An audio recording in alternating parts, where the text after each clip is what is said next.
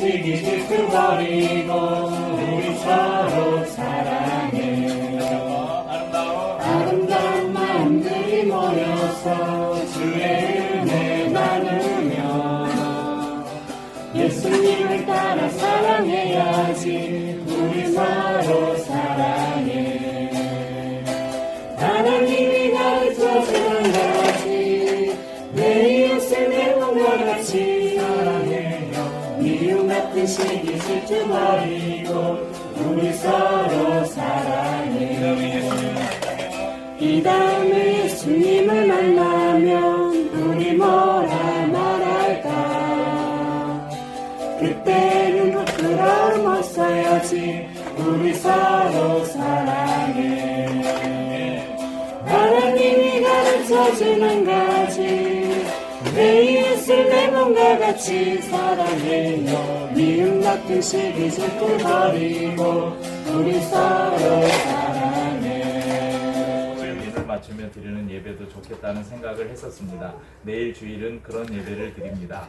이렇게 제가 페이스북에 예배 안내를 올렸는데 우리나라는 이제 주거 환경 자체가 서구권하고 많이 달라서 그렇게 못하는데 이제 뭐 미국이나 유럽이나 이런 데는 대부분 단독주택에 넓은 거실이 있고 그런 그 환경들에서는 이런 하우스 워십을 많이 드려요. 그래서 실제 라이브 예배 실황 같은 것도 그냥 일반 가정집에서 악기랑 세팅하고 사람들이 소파나 이런 데 둘러앉아서 편안하게 예배를 드리는 그런 예배 앨범이나 예배 영상들도 많이 있고 한데 그래서 참 그런 게 부러웠어요. 근데 저희의 이 환경들은 이미 오늘 같은 경우도 예배 드리려면 층간소음을 걱정해야 되고 이웃집에 불편을 줄까 걱정해야 되는 조심스러운 마음이 있긴 한데 그래도 이렇게 가정에 모여서 저희들이 함께 예배 드릴 수 있는 자주는 못하지만 이런 기회가 계속 있었으면 좋겠다 그런 생각을 하고 오늘 예배가 하나님이 복 주시는 또 이 가정에 예배를 드린 이 가정에 또 하나님이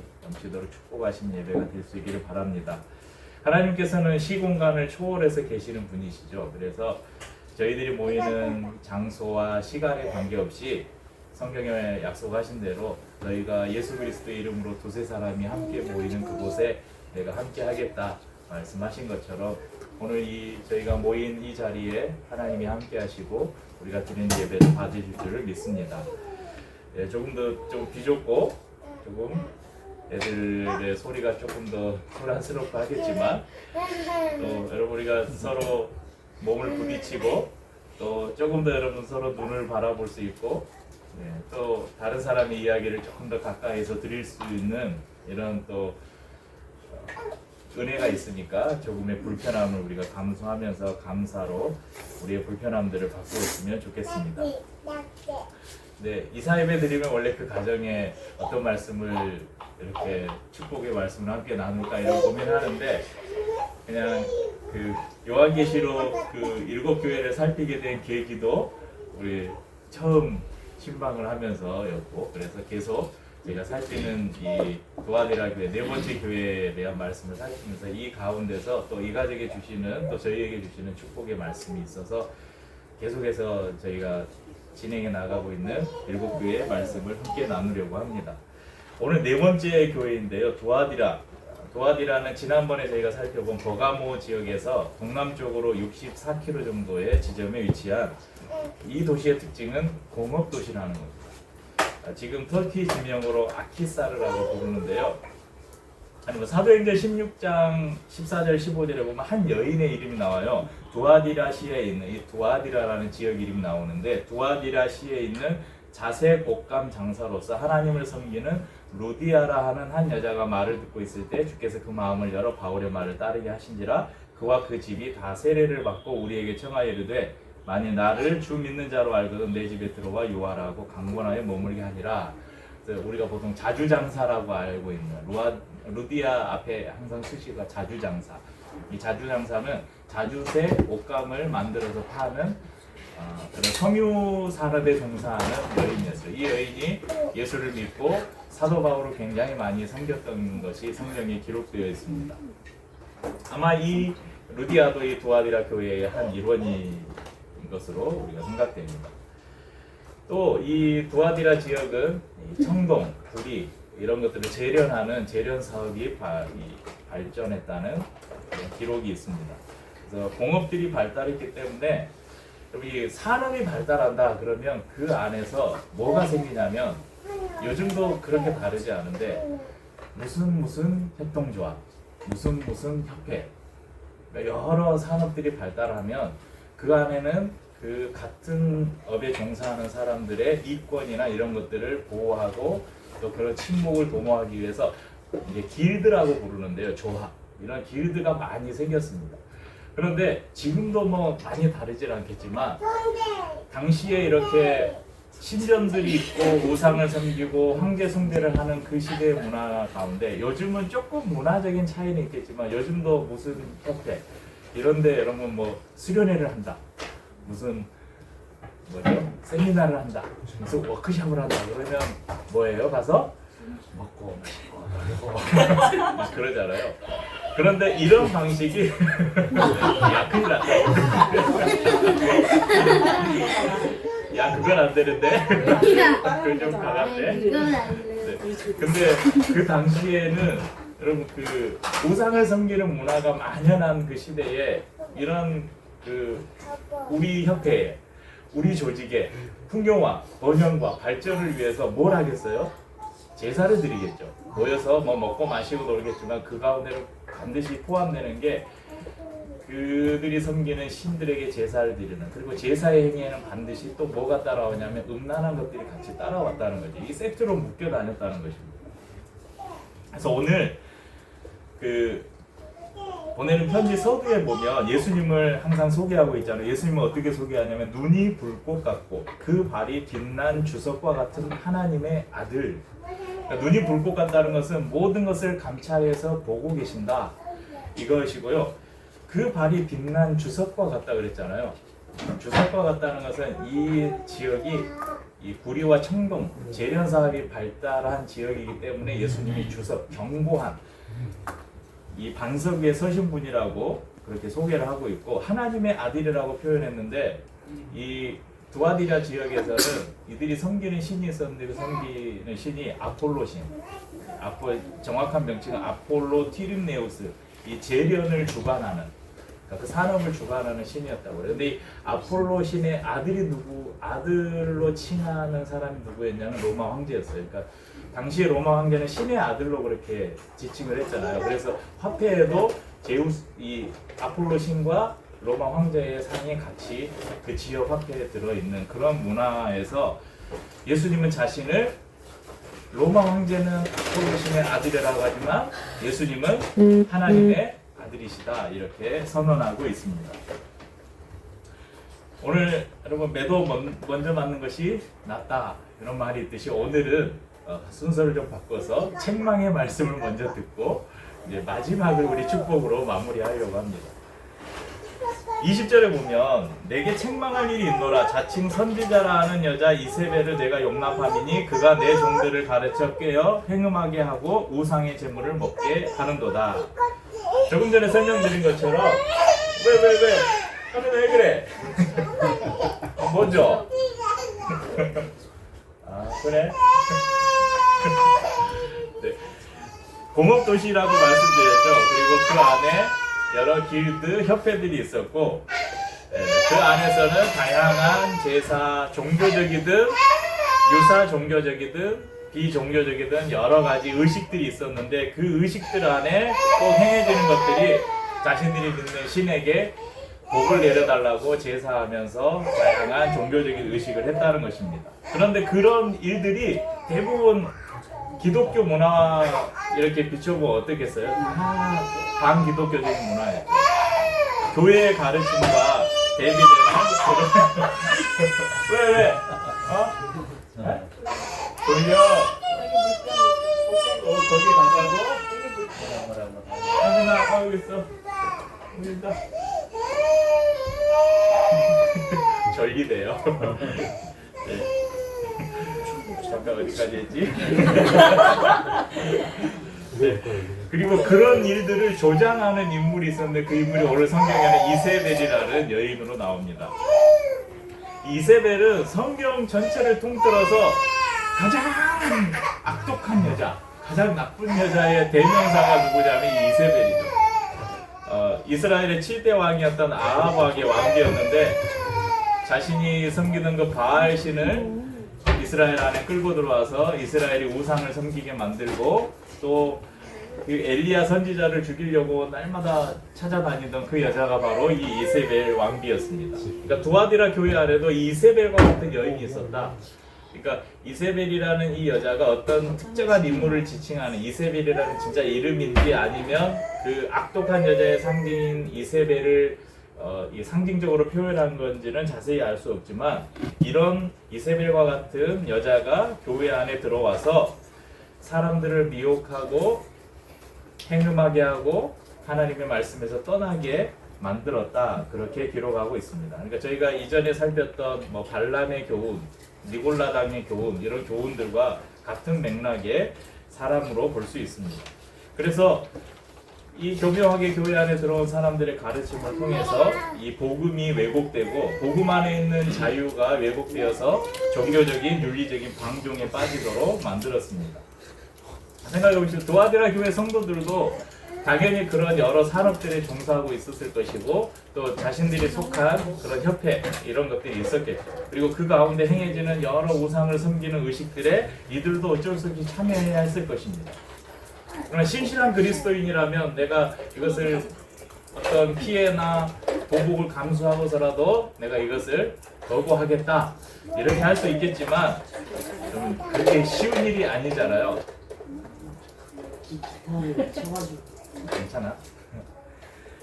그것들을 거부하는 게 쉬운 일이 아니죠. 요즘 한번 비교해 보십시오. 저는 그 목사들이 강단에서 막 그 예전에 저도 청년들과 지도할 때가 있었고 직장 생활하는 사람들을 이렇게 상담을 신방할 때 어떻게 뭐 술자리에 가서 그냥 뭐 접대하는 일에 어떻게 성도가 할 수 있느냐 막 이런 일 하자는 말을 하는데 솔직히 저는 그런 것에 잘 모르잖아요. 제가 어떻게 직장 문화를 알고 또 접대 문화를 알고 이런 걸 알겠어요. 저는 그나마 그래도 제가 사업을 한다고 일하는 목회자라고 일을 하고 있지만 제가 개인 사업자잖아요. 저는 뭐 저런 협회나 이런 데도 안 가요. 뭐 교습소에 뭐 협회 있는데 그런데도 어쩔 수 없이 교육 안 받으면 벌금 나오는 그런 교육만 가고 전혀 뭐 그런 커뮤니티 활동이나 이런 걸 전혀 안 하는데 직장 생활하는 분들 그 가운데서 어쩔 수 없이 그 직장 안에서 행해질 여러 모임이나 이런 것에 참여해야 되고 하는 분들이 그 안에서 어떤 그 곤란한 일들을 당할까, 어떤 어려움들을 당할까, 이걸 솔직히 교회 안에만 있는 목회자들은 진짜 몰라요. 그러니까 아무렇지 않게 어떻게 그럴 수 있냐, 어떻게 성도가 그럴 수 있냐 이렇게 이야기할 수 있는 것이죠. 그런데 당시에 두아디라 교회 성도들 안에도 분명히 그런 갈등들, 그런 유혹들 앞에 많은 갈등들이 있었을 것입니다. 그래서 주님께서는 분명하게 이야기하죠.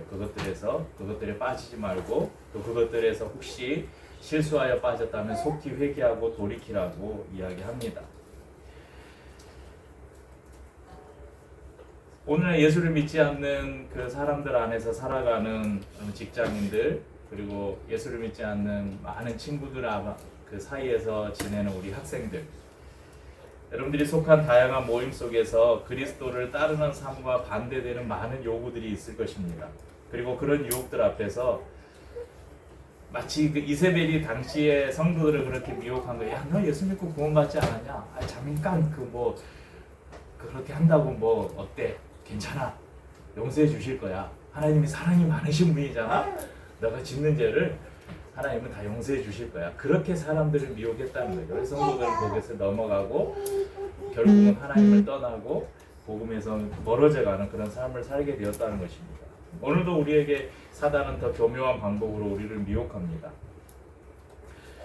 여러분 요즘에 뭐 그런 협회들에서 무슨 모임들을 하는데 또 뭐 신전에 제사를 드리고 그 제사를 드리면서 뭐 여사제와 행음을 하게 만들고 아니면 여러분 뭐 물론 그런 데 있지만 뭐 고사 지내고 하면서 돼지머리 올려놓고 막 절하라고 하지만 그런 경우가 있긴 하지만 그거 안 한다고 뭐 죽이고 그러지는 않잖아요. 그렇지만 우리가 사는 이 시대는 오히려 더 교묘하게 성도들을 미혹하고 복음에서 멀어지게 만드는 시대에 우리가 살고 있습니다. 그래서 저희들이 예전의 성도들보다 더 지혜로워야 돼요. 예전에는 그냥 단순한 믿음만 있으면 됐는데 요즘에는 이런 사회가 발달하고 복잡해지면서 사단도 더 교묘하게, 사단이 굉장히 지혜로운, 타락한 천사잖아요. 사단이 굉장히 똑똑해요. 그래서 어떤 방법으로 우리를 미혹할지 몰라요. 그래서 늘 우리가 깨어 있어야 되고 주님의 지혜를 구하면서 이런 유혹에 넘어가지 않도록 해야 될 것입니다. 그리고 혹시 성령께서 우리의 마음속에 너가 이렇게 한 것이 하나님이 기뻐하시지 않는 일이다, 주님이 원하시지 않는 일을 너가 행했구나, 이렇게 여러분 안에 성령이 지적하신다면 오늘 말씀처럼 즉각 회개하고 다시 돌이키는 은혜가 있기를 바랍니다. 네, 오늘 이사를 겸한 예배이기도 해서 우리 순서를 바꿔서 이제 축복의 말씀을 나누도록 하겠습니다. 이 두아디라 교회에 하나님이 칭찬하신 것이 있는데 참 이게 부러운 거더라고요. 뭐라고 했냐면 저희가 읽은 본문 하반절에 보면 내 나중 행위가 처음 것보다 많도다. 에베소 교회는 거짓 선지자들을 배척하고 진리를 수호했어요. 그런데 에베소 교회가 무슨 문제로 책망을 받았어요? 처음 사랑을 버렸다.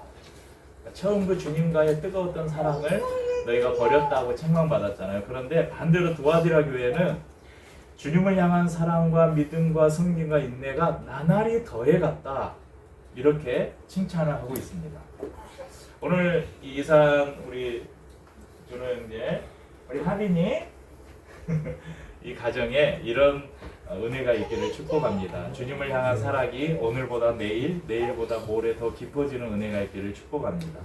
이웃을 사랑하고 섬기고 고난 중에도 인내하는 그 인내가 날이 갈수록 더해지기를 축복합니다. 그런 삶을 통해서 또 이 가정에 하나님이 부으시는 하나님의 은혜가 날이 갈수록 더욱 풍성해지기를 축복합니다. 또한 함께 예배하는 우리 모든 성도들 가운데, 가정 가운데도 이런 은혜가 있기를 주의 이름으로 축복합니다. 믿음으로 살아가는 성도들은 두 가지의 균형이 잘 잡혀 있어야 합니다. 그것은 바른 진리와 바른 교리 안에 우리가 서 있는 것도 중요한데, 교리만을 쫓다가 우리의 감성이 메마르거나 우리의 영성이 지성을 앞질러 가서도 안 된다는 것입니다. 지성과 영성의 균형 있는 성장이 성도에겐 필요합니다. 그래서 우리가 성경을 읽고 묵상하고 또 하나님을 아는 지식을 우리가 더 갈구하는 것은 성도에게 마땅한 본분인데, 우리가 그 알아가는 그 지식이 우리의 삶으로 나타나지 않으면, 그 거룩함의 영성을 추구하지 않으면 그것은 죽은 진리가 될 수 있다는 것입니다. 그래서 사도 바울은 디모데를 통해서 우리에게 이렇게 권면합니다. 디모데후서 3장 1절에서 5절에 너는 이것을 알라, 말세에 고통하는 때가 이르러 사람들이 자기를 사랑하며 돈을 사랑하며 자랑하며 교만하며 비방하며 부모를 거역하며 감사하지 아니하며 거룩하지 아니하며 무정하며 오통함을 풀지 아니하며 모함하며 절제하지 못하며 사나우며 선한 것을 좋아하지 아니하며 배신하며 조급하며 자만하며 쾌락을 사랑하기를 하나님을 사랑하는 것보다 더하며 경건의 모양은 있으나 경건의 능력은 부인하니 이 같은 자에게서 내가 돌아서라. 이게 언급하기도 너무 많아요. 근데 보면 우리가 또 다 걸리잖아요. 예수 믿고 교회 다니고 있는데 어떤 때는 너무 내 중심적이고, 여러분 돈 사랑하시잖아요. 돈 좋아하시죠?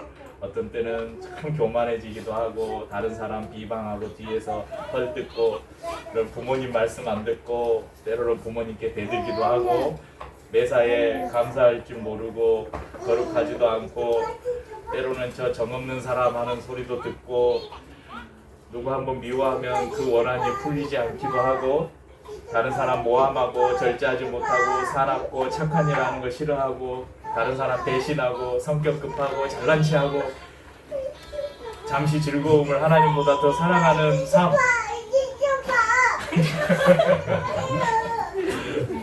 아이고 시끄러워. 목사님 옆에서 아미 수박 먹고 싶어요? 엄마 수박 주세요. 주세요. 할머니가 수박을 봐버렸어요. 네, 그런 삶을 우리도 그렇게 살고 있다는 것이죠.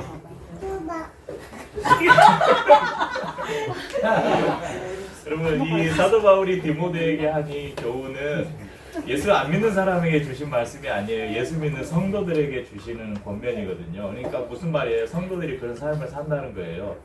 그러면서 그런 삶을 사는 사람들에게서 멀어져라. 그러니까 경건의 모양이 뭐겠어요? 그러니까 주일날 이렇게 성경책 이렇게 끼고 이렇게 찬양하면서 그렇게 하면서 눈물 흘리고 막 그런 겉으로 드러나는 그 모양도 필요 없는 건 아니에요. 우리에게 필요합니다. 경건의 모양이라는 것은. 그런데 그것보다 더 중요한 것은 경건의 능력이죠. 우리가 배운 말씀, 우리가 들은 말씀, 우리가 깨달은 말씀이 우리의 삶을 통해서 실천되어지는 것을 우리는 영성이라고 이야기합니다. 그런 영성이 우리에게는 필요합니다. 사랑하는 성도님들, 힘써 하나님을 알아가십시오. 더 성경을 열심히 읽고 우리 주일에 공부하는 바이블 에센스 열심히 공부하셔서 하나님을 더 깊이 아십시오. 그리고 깨달은 말씀대로 사십시오. 하나님이 어떤 분이신지 우리가 알았다면 그분이 원하시는 삶을 살기 위해 힘써야 하고, 우리가 예수님의 사랑을 깨닫고 배웠다면 그 예수님의 사랑대로 우리가 살려고 노력해야 합니다. 그래서 악을 멀리하고 오늘 도아디라 교회 성도들처럼 오늘보다 내일 더 주님을 사랑하는 성도들이 될 수 있기를 축복합니다. 저는 로렌스 형제가 쓴 하나님의 임재 연습이라는 책이 있는데, 기독교 버전이에요. 읽어보신 분 계신가요? 읽어보셨어요? 네, 아주 얇은 작은 책이에요. 기회 되면 읽어보십시오. 그 하나님의 임재 연습이라는 책을 보면서 내가 너무 감동을 많이 받았는데, 그러니까 임재를 연습하라고 하잖아요. 그 방법을 어떻게 이야기하냐면, 오늘 자세히 그 내용이 자세하게는 기억이 안 나지만 이런 내용이에요. 오늘 우리가 살아가면서 여러분 하나님을 생각하는 시간이 있잖아요. 그 시간이 오늘 1시간이었다면 내일은 1시간 1분이 되게 해라. 그 다음 날은 1시간 2분이 되게 해라. 그렇게 매일매일 우리가 하나님을 생각하고 하나님의 임재 안에 거하려는 노력들을 계속 해가다 보면 어느새 우리는 24시간 하나님의 임재 안에 머무르는 그런 삶을 살게 될 것이다. 그런 책이었는데, 오늘 말씀을 이렇게 준비하면서 그런 마음이 있었어요. 우리가 하나님을 사랑하는 마음이 우리가 찬송 가운데 고백한 것처럼 오늘보다 내일, 내일보다 모레, 올해보다는 내년에 더 그 사랑하는 마음이 깊어진다면, 그러면 우리가 하나님을 사랑하는 마음이 가장 커질 때는 언제겠어요? 우리가 주님 앞에 설 때겠죠. 주님 앞에 우리가 서는 그날에 우리의 삶이 가장 하나님을 사랑하는 그 마음이 가장 충만한 상태로 하나님 앞에 설 수 있었으면 좋겠습니다. 이런 삶을 사는 성도들에게 우리 약속을 주고 계시는데, 26절에서 28절 말씀에서 만국을 다스리는 권세를 주시겠다. 이것은 하나님이 우리를 하나님의 통치에 참여시키겠다고 약속하시는 것입니다. 여러분, 하나님이 아담에게 만물을 창조한 다음에 그 모든 만물을 다스릴 권세를 주셨잖아요. 그 권세를 다시 회복시켜 주신다는 것이죠. 9절에는 내가 철창으로 그들을 29절이 아니죠. 네, 27절에는 철장으로 그들을 깨뜨리며 질그릇같이 부수리로다. 사단이 대적할 수 없는 권세를 우리에게 주시겠다는 것입니다. 그리고 마지막 날에 하나님의 심판에 참여하게 하실 것을 약속하십니다. 그리고 마지막에 28절을 보면 새벽별을 주시겠다고 약속하셔요. 새벽별은 누구일까요? 예수님이죠. 예수님을 우리에게, 예수님은 온전히 자신을 우리에게 내어주셨잖아요. 그것의 약속의 성취이고, 또 그분이 우리와 함께 동행하시겠다는 약속이고, 그럼 사람들이 이렇게 600마지기나 저도 600마지기 밤에 이렇게 하늘을 올려다보면 얼마나 별이 많아요. 별을 바라보잖아요. 사람들이 하늘을 바라보면서 이 별을 올려다보듯이 이 말씀 보면서 우리에게 그리스도, 새벽별을 주시겠다. 우리에게 있는 예수 그리스도를 우리의 삶을 통해서 나타내 보이게 하시겠다. 그런 약속이 아닐까 그런 생각도 해봤습니다. 오늘 이 아름답고 복된 날, 이 가정에 그리고 함께 예배하는 모든 성도들 가운데 이런 약속이 이루어지는 은혜가 있기를 주의 이름으로 축복합니다. 함께 찬양하고 성찬을 나누고 예배를